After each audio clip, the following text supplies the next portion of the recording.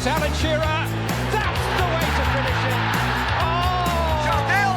E é o gol do Porto! É o gol do Porto no Estádio da Luz! Balotelli. Aguero.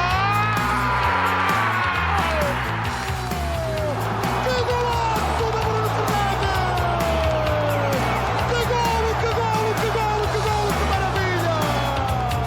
Futebol de Bolso, um projeto do Brás Assunção.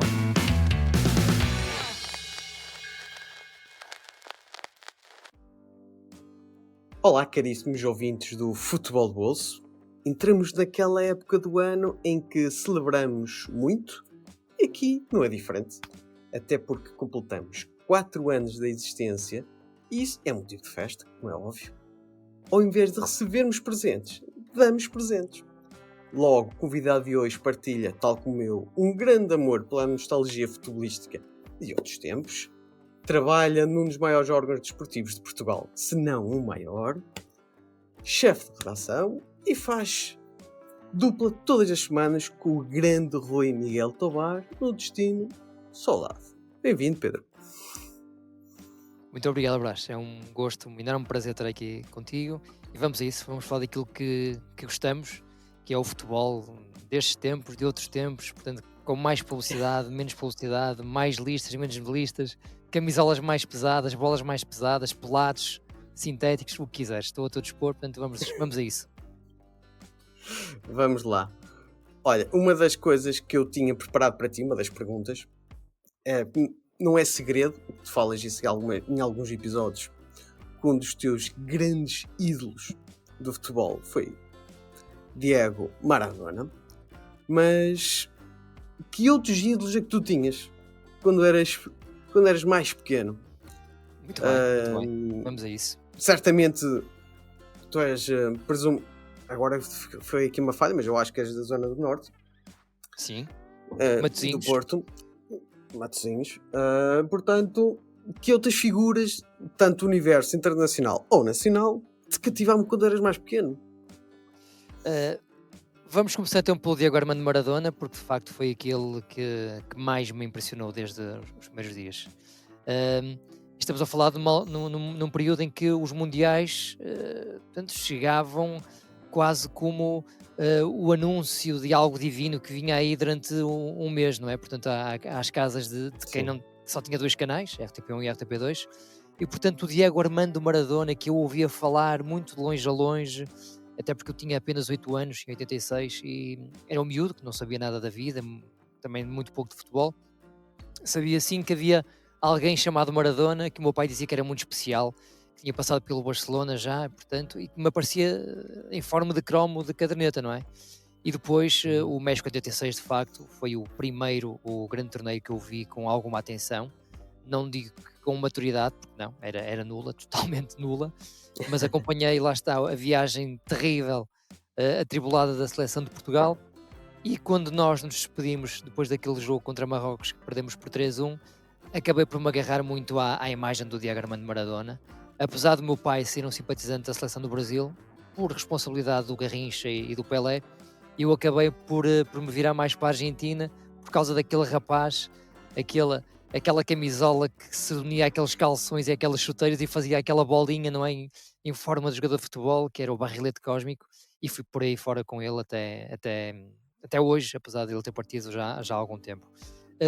O segundo grande ídolo que eu tive no futebol foi o Domingos Paciência. O Domingos Paciência, porquê? Porque quando ele aparece a jogar, ele era diferente de todos os outros. Era um rapaz de 18 anos, 19 talvez, muito magrinho, escancelado, aqueles calções que era só pano ali à volta daquelas coxas magrinhas, e ele conseguia ter uma capacidade de drible, de apanhar pancada e de aguentar aquela pancada, que era uma coisa impressionante. E depois rematava muito bem com o pé esquerdo e com o pé direito, e de facto era um jogador diferente, muito franzino, mas que conseguia com a técnica dele, e foi dos jogadores melhores que eu vi na Liga Portuguesa, de facto. Foi daqueles que eu fui acompanhando durante toda a carreira, no Porto, depois mais na seleção, no Tenerife, depois no regresso ao Porto. Portanto, sempre adorei mesmo o Domingos Paciência. E o terceiro, diria que foi o João Vieira Pinto. O João Vieira Pinto acho que é o jogador mais desvalorizado dos anos 90. Eu acho que os jovens de hoje em dia falam muito pouco. Acho que o Domingos Paciência também, mas acho que o João Vieira Pinto, não sei se por ter jogado no Concordo. Benfica e no Sporting, ou seja, os Sportingistas não falam muito dele por ele ter sido o jogador do Benfica, os benfiquistas por ele ter sido para o Sporting, não sei, estou a colocar isto em cima da mesa. Mas foi dos jogadores mais fabulosos que eu vi na minha vida. Um avançado também de 1,70 m, que jogava muito bem de cabeça, apesar da baixa O jogo estatura. dele era E portanto, fenomenal. fenomenal. Basta recordar aquele jogo contra a Inglaterra no Euro 2000, que ele faz um gol de cabeça, Exato. um desvio notável. E portanto, eu diria que estes três são os meus ídolos de infância e adolescência. E depois havia uma quarta personagem, esta quase etérea, mística, lendária, que era o Mané Garrincha, que foi muito alimentado pelos relatos do meu pai e pelos pequenos resumos nas cassetes VHS, e que eu nunca vi jogar, a não ser de facto lá está nesses pequenos pedaços a preto e branco, e que tive o prazer depois, em 2016, de conhecer mais um pouco através de uma reportagem que eu fiz na terra dele no Brasil, a 50 km do Rio de Janeiro, ali entre Reis da Serra e Pau Grande, entre o cemitério e a casa onde ele habitou. Portanto, fiquei a conhecer um bocadinho mais do Mané Garrincha através de amigos e de familiares.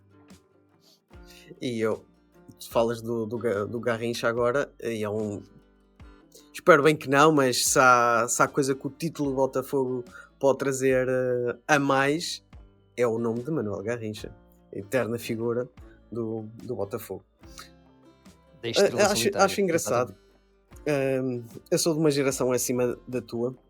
Eu que nasci em 89, cresci nos anos 90, mas eu comecei a ver o futebol com outros olhos a partir dos anos 2000.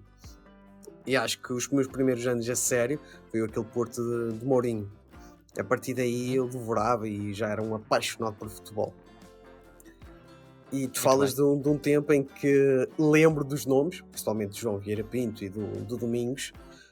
O meu pai é um ferrenho benfiquista e eu tenho uma vivência portista muito grande. Desenvolvi um amor grande pelo Porto. E então criava assim grandes conflitos lá em casa, pacíficos, vá, mas eram figuras tanto de um lado como do outro, tanto do Porto como do Benfica, duas figuras que eu tenho boas memórias, nem que seja pela seleção. E esta última, o João Vieira Pinto, aquele Euro 2000, eu já devorei todos os jogos do Euro 2000. É um saudosismo muito grande, uma nostalgia muito grande quando tu falas desses nomes. Acho. Não, é isso é. Depois é a liberdade e o tempo que eu tinha para ver futebol, não é? Para colecionar Eu acho que é cadernetas, pouco para ler isso. jornais. E hoje a vida, para mim que tenho 2 filhos, tenho uma responsabilidade grande aqui também no trabalho, é tudo um bocadinho a correr. E mesmo os meus amigos pensam que eu vejo muito futebol, quando eu acho que eles veem muito mais futebol do que eu. Porque eu aqui na redação estou sempre com a cabeça colocada no teclado, a escrever, a pesquisar, a trocar contactos. Raramente consigo ver um jogo com calma do princípio ao fim. Olha, vim ontem em casa com calma o Aves Benfica. Consegui desfrutar durante 2 horas com alguma calma. Os meus miúdos também estavam calminhos, portanto soube-me bem ver aquele jogo. Mas não vejo assim tanto futebol quanto isso. E nessa altura, de facto, eu era um nerd absoluto de futebol. De futebol e música e cinema, mas diria que o futebol, enfim, era uma perdição total. Muito bem. A pergunta que eu acho que deve ser uma das perguntas que eu mais trabalhei para te fazer aqui, porque eu gostava mesmo de saber a tua resposta, porque é algo que eu estou a sentir nos tempos atuais sobre o futebol. Portanto, cá vai. Para ti, qual é a diferença do futebol dos teus 10, 20 anos para a atualidade, para os dias de hoje? Já está melhor? Está pior?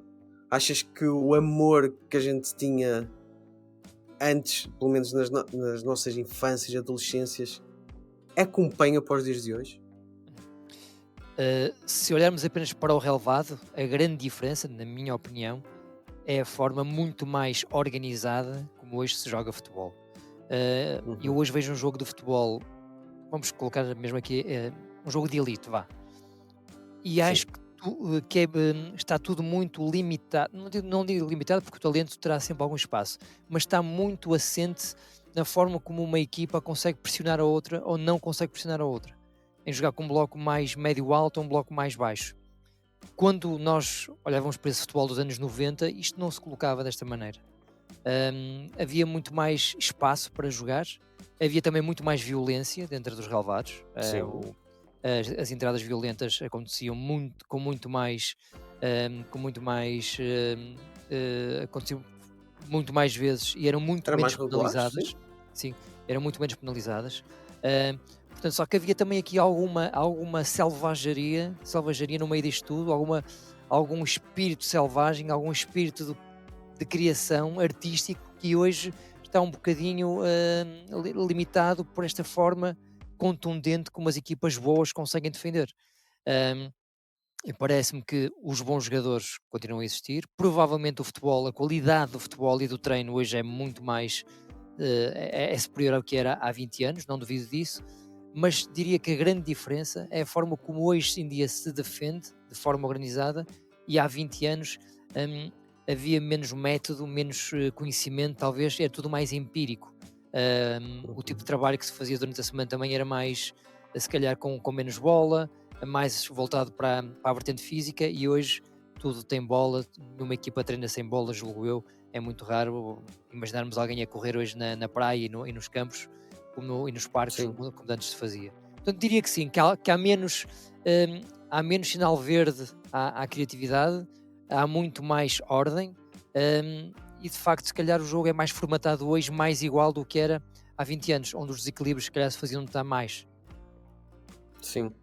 Eu vi um excerto de uma entrevista do Vanderlei Luxemburgo, o técnico brasileiro, que falava em que, neste caso, a culpa do futebol brasileiro estar da forma em que está, muito em baixo, longe daquilo que tanto eu como tu vimos, aquelas gerações de 82 e da minha, o Mundial 98 e o Mundial 2002 é o expoente máximo daquilo que era o Brasil, Maior potência de futebol mundial, claramente. sem sombra de dúvida. Temido, E o hoje Brasil temido, poderoso. era muito temido. E grandes craques que ficaram de fora, pelo menos do Mundial 2002. Número 10, Djalminha, Juninho Pernambucano, só esses dois. E podia falar de em vários. Ele queixava-se que hoje em dia as bases, as categorias de base, não treinam individualidade, não treinam desequilíbrio. É 1-2, passa. Não vais para cima, não há drible. Sim. Eu acho uma forma exagerada ele falar que a culpa é dos centros de treino, que os miúdos hoje deviam treinar em campos pelados, em que a criatividade e o engenho de imprevisibilidade era muito maior, e hoje os miúdos não têm isso. Eu se calhar não ia tanto por aí, mas simples por aquilo que é incutido hoje. Para já, primeiramente, as defesas são bem organizadas, é um ponto que tu levantaste e acho que é válido. Mas o que eu sinto é que havia uma magia maior antigamente. E é um problema grande que eu tenho hoje em dia será que sou eu que estou a ver de uma forma bastante nostálgica, daquilo que quando eu era criança que era tudo mágico, Percebo. ou se realmente se perdeu uma magia no desequilíbrio, na espontaneidade. Eu fico assim, será que o problema sou eu? Ou realmente é o mal do futebol atual? E eu penso muitas vezes nisso também. Às vezes sinto que o problema pode ser meu, e de se calhar não ter a mesma disponibilidade que tinha há 20 anos ou há 10 para ver futebol com a mesma paixão, com a mesma emoção e com a mesma ilusão também. Mas julgo que há um bocadinho das duas, ou seja, houve um artigo há uns anos escrito pelo meu amigo e ex-diretor Nuno Madureira, que é das pessoas que eu conheço que melhor escreve sobre futebol e que mais sabe sobre futebol, e ele ligava muito essa diminuição da magia ao avançar dos anos, da nossa idade. E identificava como clímax futebolístico ali a idade entre os 12 e os 16. No meu caso, de facto, bate certo. Não sei se é comum a toda a gente ou não, mas de facto ali esse início da adolescência até a entrada na universidade, em que os interesses começam a ser outros. Sim, ser outros. Há ali de facto uma disponibilidade total para amar o futebol, para amar o jogo, para amar os jogadores, para criar ídolos, para criar deuses. Eu vou um bocadinho mais atrás, se calhar, a partir dos 8 anos, pelo menos começo a ganhar alguma consciência ali a partir dos 8 anos.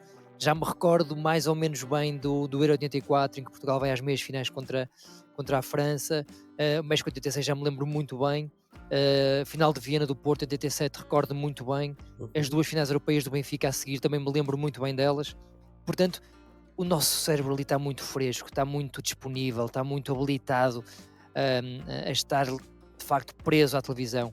E depois não havia esta informação abundante que hoje joga por todos os lados e se calhar também nos rouba alguma concentração. Não sei, digo eu, tento colocar-me hoje na pele de um miúdo de 20 anos e de facto a informação chega por todos os lados de uma forma tão contundente que ver um jogo de futebol com calma durante 90 anos, durante 90 minutos, se calhar para eles é um bocadinho seca, não sei. Pode ser um bocadinho isso. Olhando apenas para o futebol, eu acho que de facto havia mais lugar a esse risco, a essa malandragem, ao ir para cima. Um jogador como o Paulo Futre, que aparece ali no final, a meio dos anos 80, Uhum. eu tentando transportar o Paulo Futre para hoje, para 2024, seria naturalmente um craque na mesma, mas provavelmente não jogaria da forma como jogava naquela altura. Ele era um jogador kamikaze, ele ia até ao limite, afrontava, não tinha medo. E hoje é raro encontrar um jogador com essa coragem, mesmo aqueles que têm características para ser corajosos. Sim, sim. Tu falas do Futre, um dos exemplos que eu tenho em mente é o Quaresma, por exemplo. Sim, Eu não tenho dúvidas que o Quaresma sobrava no nosso campeonato e no não, futebol fantástico, mundial, fantástico. mas depois há ao reverso da medalha.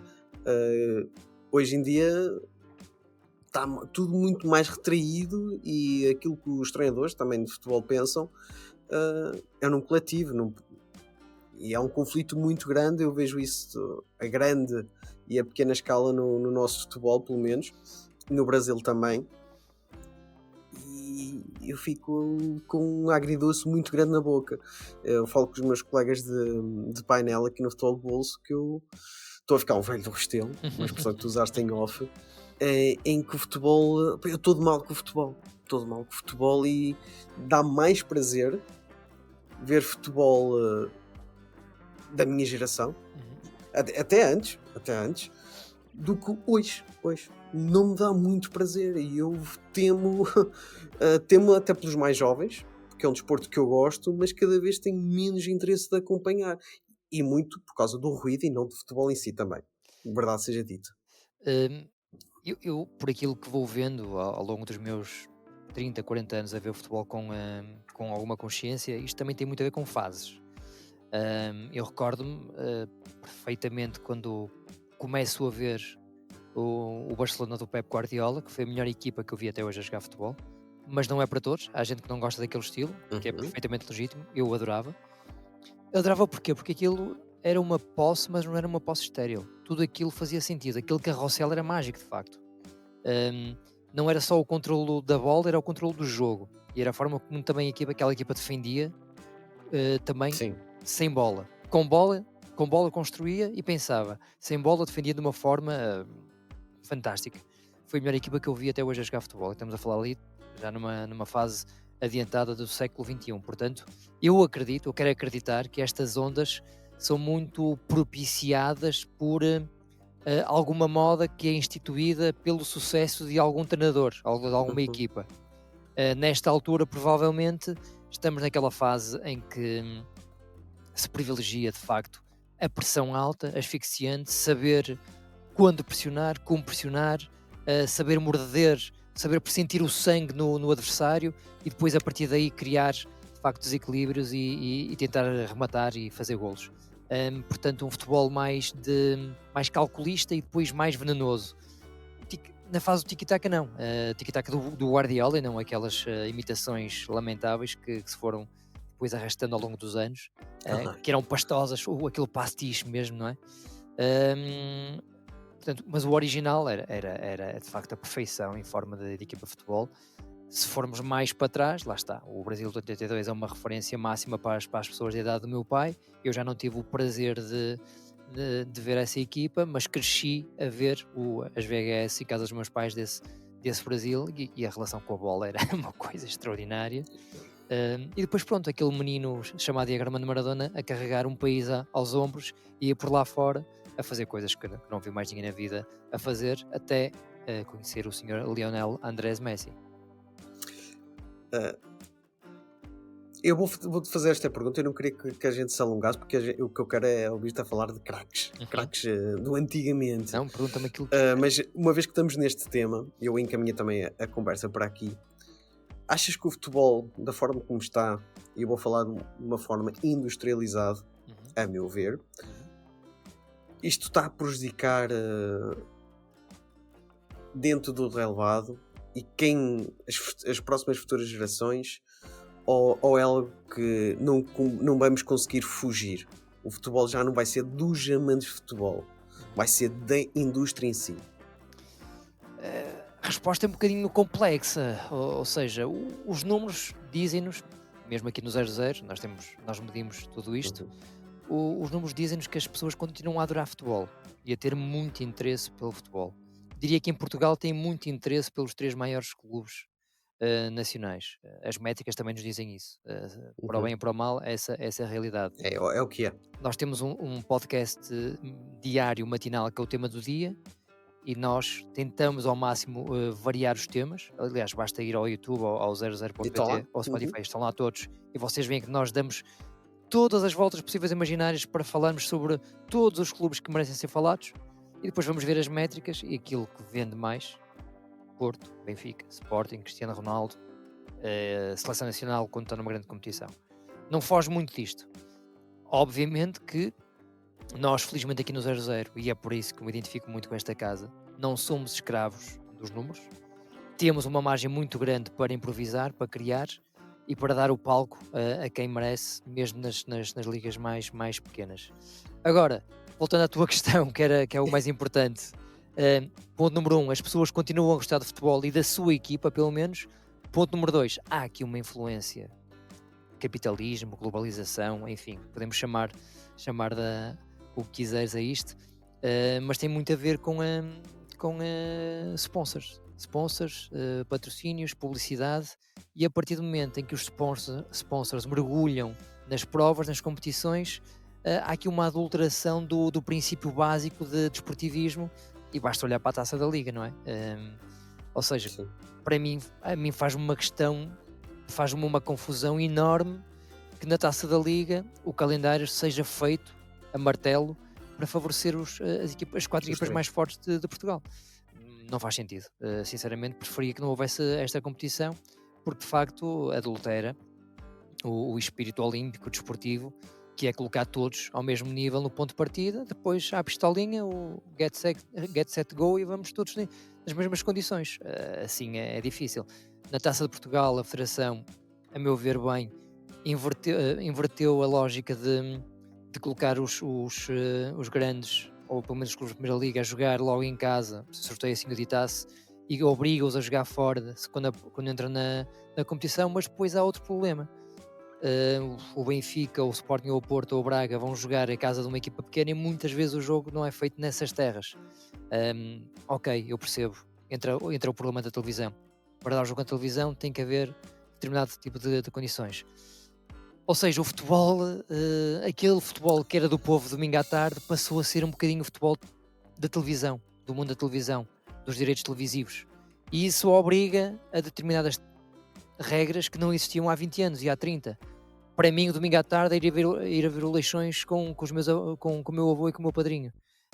Hoje em dia, o domingo à tarde, enfim, é passado se calhar no sofá, para muita gente, a ver a Liga Inglesa. Tudo isto está muito diferente, ou seja, é complicado dar-te aqui uma resposta curta e objetiva, porque há várias nuances e vários pontos em que temos que tocar. Sim. Eu não quero muito me alongar disso, como te disse, porque eu quero que, ao jeito do ponto final do Humberto, quero que tu me dês o teu 11. O 11 da minha vida. O 11 da tua vida. Okay. O 11 da tua vida. Não necessariamente o melhor, mas aquele 11 que tu... Eu vou tentar. Aqueles craques que te ficam na memória. Vou tentar. Portanto, olha, o guarda-redes, eu aqui... Olha, para quem nos está a ver, nós não combinamos isto antes, portanto vai ser muito instintivo. Vamos esquecer de alguém, certamente, mas também é o que eu digo ao Rui Tovar no Noite de Saudade. Isto aqui é bonito, é assim. É sem rede, trapézio sem rede. Vamos a isso. Na baliza, eu vi aqui em Portugal 2 guarda-redes que me marcaram para toda a vida. O Vítor Bahia e o Michel Pradome. Foram os melhores guarda-redes que eu vi até hoje no nosso país. É difícil escolher um deles porque é injusto para o Michel Proudhon porque eu só o conheci na fase final da carreira, enquanto o Vítor Bahia acompanhei desde o início. Por ter visto mais vezes o Vítor Bahia, escolho o Vítor para a baliza. Lateral direito, provavelmente o lateral direito que mais me impressionou no futebol português, assim muito rapidamente, foi o Paulo Ferreira do Porto, campeão da Europa. Era um relógio suíço, defendia bem, atacava bem, cruzava bem, era muito inteligente, era um relógiozinho de facto, era muito equilibrado. Se calhar vou pelo Paulo Ferreira. Defesas centrais, aqui provavelmente vou pelo André Cruz do Sporting, dos melhores batedores de livres que vi até hoje em toda a minha vida, mas é muito difícil porque eu vi muitos eu vi muitos centrais. Olha, antes de escolher os dois, eu vou-te dar aqui uma lista de 5 ou 6. Ricardo Gomes, Moser e Aldair no Benfica. 3 monstros. André Cruz e Valks no Sporting. Geraldão, Fernando Couto, Aloísio tinha que estar nesta equipa, não há hipótese. Olha, vou inverter, vou jogar com 3 centrais, Aloísio, Ricardo Gomes e André Cruz. Olha, um de cada um dos 3 grandes para ninguém ficar chateado comigo. Pronto. Ora, nem mais. Vítor Bahia, Paulo Ferreira, Aloísio, Ricardo Gomes, André Cruz e do lado esquerdo, sem dúvidas, o Branco. O Branco foi o melhor lateral esquerdo que eu vi a jogar em Portugal. Muito bem. Meio campo. Olha, coloco o Valdo, do Benfica. Um jogador genial. Coloco o Deco, do Futebol Clube Porto. Não há qualquer tipo de dúvida. Valdo, Deco, precisa de alguém mais defensivo aqui para correr um bocadinho atrás da bola. Quem é que eu posso colocar aqui? Médio defensivo português muito bom. Vou ao Porto, campeão da Europa de 87, buscar o André. Portanto, André nas costas do Valdo e do Deco. O André foi dos jogadores mais subvalorizados que eu conheci na minha vida. Jogava muito, com e sem bola, e depois era uma raça cachineira inacreditável. Na frente, Paulo Futo tem de entrar. O Raba Marger, que tive o prazer e o privilégio de entrevistar a semana passada, tem de entrar. Ponta de lança, estou entre o Mário Jardel e estou entre... Pois, e falta-me o Domingos Paciência e João Vieira Pinto. Pois é.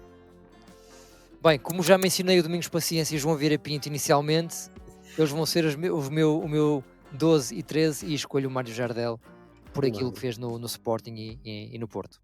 No Porto. Eu acho que no contexto bem atual, a gente fala do Gyökeres como o ponta de lança e o jogador em destaque no nosso campeonato. Sim, sem dúvida. E pronto, nas redes sociais da vida, para o bem e para o mal, a gente tem que lidar com elas.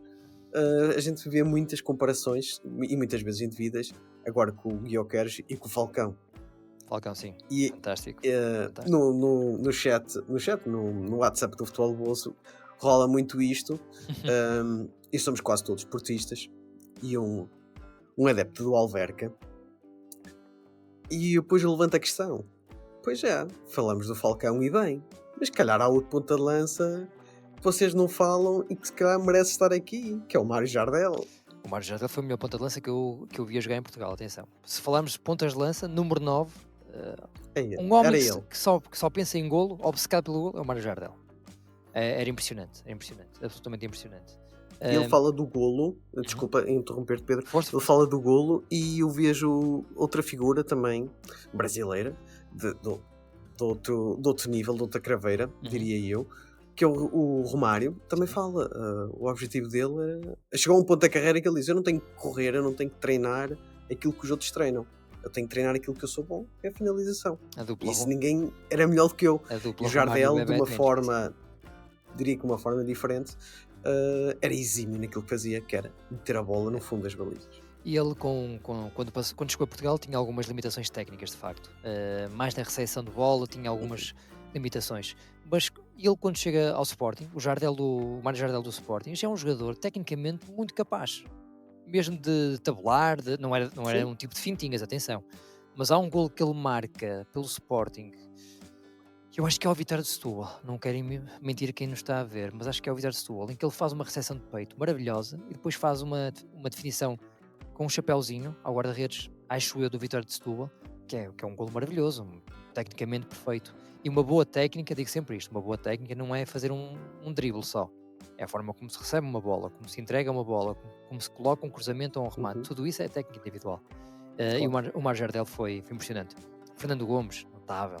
O Rui Jordão e o Nené, notáveis. O Manuel Fernandes, que nos deixou há poucos meses, pá, um avançado maravilhoso. Portanto, temos muitos bons pontas de lança no nosso país. As centrais, então, nem se fala. Se calhar, lá está, a minha ligação mais apaixonada com o futebol leva-me a escolher estes nomes com mais alguns aninhos de vida. E até uma diferença da tua visão para a minha é que tu fala e tu vias muito mais e era mais acessível o campeonato português do que outros campeonatos. A minha geração, Muito mais, se nem eu se te compara. disser o 11 da minha vida, é quase tudo estrangeiros. Sim, sim, sim, sim, sim. E eu vou dizer já aqui, ah, até para fazermos uma comparação, Uhum. Buffon na baliza Boa. e se calhar o Bahia, porque é impossível eu não colocar o Vítor Bahia. Eu tenho que colocar Cafu, a dupla italiana que me marcou muito, Cannavaro e Nesta. Uhum. Na ala esquerda, o Roberto Carlos. Fantástico. Meio campo, por incrível que te pareça, eu falo sempre isto, Davids. Uhum. Foi através do Davids que eu comecei a gostar de futebol. Pitbull. Eu Grande gostava jogador. muito do Davids. Até pelo aquele estilo, porque um miúdo de 10 anos que está a aprender a gostar de futebol, ver um jogador Os de óculos, óculos, não é? A estrela chamava do muito. Olhanense. A estrela do Olhanense. Sim. Figo, eu tenho que colocar o Figo nesta equipa. Na esquerda, Ronaldinho. Eu jogo num 4-4-2 em losango. À frente, Zidane e os meus pontas de lança coloco, por exemplo, Ronaldo Fenómeno e Gabriel Batistuta. E podia colocar outros, mas este 11 não me sai da cabeça. Não me sai. Foram aqueles que mais me encantaram em cada posição e de um futebol Muito bem. que me apela muito. E eu olhei mais para a Liga Portuguesa. Se olhasse mais para o Para outros, sim, lá está, eu achei isso fascinante. Se foste buscar estrangeiro, nomes, eu colocaria, obviamente, o Maradona. outros, tá, claro, Maradona nas costas do Messi e provavelmente do Ronaldo Fenómeno. Eu também gosto muito do Cristiano Ronaldo, mas coloco o Messi sim, sim, num patamar um bocadinho acima. O que eu já fui insultado por causa disto, meu Deus. Lá está. os tempos modernos. Eu admito perfeitamente que haja muita gente que acha que o Cristiano Ronaldo é o melhor futebolista de sempre. É legítimo e os números defendem essas pessoas, não há dúvida nenhuma. Mas eu procuro num futebolista algo diferente. O que não é incompatível com eu te dizer que adoro o Cristiano Ronaldo, foi claramente o melhor português que eu já vi até hoje. No seu auge, no seu prime, era uma arma mortífera, com o pé esquerdo, com o pé Certíssimo. direito, com a cabeça, acelerava de uma forma incrível, ganhava jogos sozinho, faltava-lhe a delicadeza que sempre. É um jogador inteligente, mas o Messi colocava a inteligência naquele pé esquerdo, num drible, num passe, num remate. O Ronaldo era mais monstro, mais máquina, mais maquinal, mais orgânico. Obviamente uma equipa com estes dois, então, perfeita. Mas se me permitirem escolher, sempre Era gostei este. mais um bocadinho do Messi e do Maradona. Baixinhos e Olha, esquerdinos. Então, em ode aos esquerdinhos, eu vou fazer aqui. Eu vou retirar o Zidane. Uhum. E vou meter como 10 Rui Lima. Rui Lima Aquele Rui Lima que jogou na minha Oliveirense. foi o meu adversário muitas vezes. Ele é da minha idade e jogamos um contra o outro durante as camadas jovens. Todos os anos jogávamos um contra o outro. Era um craque das camadas jovens da Boa Vista, o Rui. E era um jogador que, na altura, quem o via em campo, número 10, braceira de capitão, craque da cabeça aos pés, e eu pensava que ele ia fazer uma carreira bem superior àquela que fez, apesar de ter sido sempre um bom jogador. Sim. Aquilo que ele me proporcionou como adepto e na altura sócio da União Desportiva Oliveirense, eu acho que eu sou-lhe eternamente grato. Sou-lhe eternamente grato por isso. Foram bons momentos. Ele carregou aquela equipa várias temporadas às costas e era um perfume numa equipa e num estádio que na altura não é um dos melhores, longe disso dos estádios profissionais em Portugal, e ele conseguia ter um charme só dele próprio e valia o preço do bilhete, por assim só, do ver jogar. Não, E jogava como muito. ele, outros nomes por esses relevados já fora. Pedro, a conversa, podemos estar aqui várias horas a falar sobre isto. Invejo-te quando estás no Destino de Saudade a falar com o Rui, porque eu acho que podias ficar lá N tempo com ele, e agora com as VHS eu deduzo o que vocês lá veem sobre este futebol Não, o que Rui é. tanto nos dizem. Mas eu faço questão de dizer uma coisa sobre o Rui, porque aquilo que me estás a dizer agora eu ouço imensas vezes. Fico muito contente que as pessoas, que quem consome o futebol, goste do Rui Miguel Tovar, mas eu faço questão de dizer sempre uma coisa: o Rui é muito melhor ser humano do que é jornalista. Isso nota-se. E ele é um jornalista genial, referência máxima também da minha carreira. Agora, como amigo, como ser humano, é estratosférico. É 10 estrelas, 20, é o máximo dos máximos. É um tipo fabuloso. Isso nota-se nas vossas conversas semanais, nota-se que atrás do jornalista ou à frente, porque eu vou deduzir que não se consegue separar muito daquilo que é jornalista do homem em qualquer outra função das nossas vidas, e nota-se, transparece o à vontade que ele tem contigo e as experiências todas e o carinho que ele transmite até das lembranças do pai. É prazeroso ouvir-vos toda a semana a falar sobre futebol e do vosso futebol. Ficamos contentes, claro. Nós não temos muito jeito para reagir a elogios, mas agradeço, fico muito contente, porque no fundo é aquilo que eu digo de vez em quando. Nós temos muito prazer em fazer o Destino de Saudade aqui no 00, e é o 00 que nos permite fazer o Destino de Saudade, e os nossos dois administradores.